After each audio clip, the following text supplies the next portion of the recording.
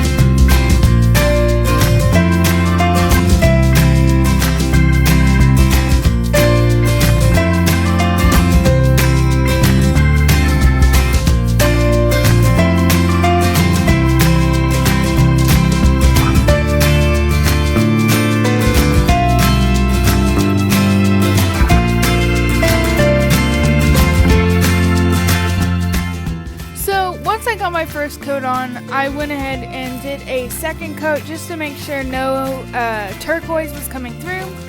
And then I went ahead and mixed up a darker tan color out of the same paint. And I did streaks starting from the top going towards the middle with this rough brush. And then I did it from the bottom going towards the middle just to give it this really cute weathered look. So the next thing I did is I went ahead and took a matching lid, and I made sure it was the cleanest one that we had in our pantry just so it looked the nicest, and then I carefully screwed it on so that I didn't mess up the paint.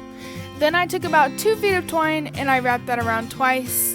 I didn't do it on the lid itself, but I did it around the neck really. And then you want to make sure it goes over the mason jar decal thing on the front so that it looks the cutest.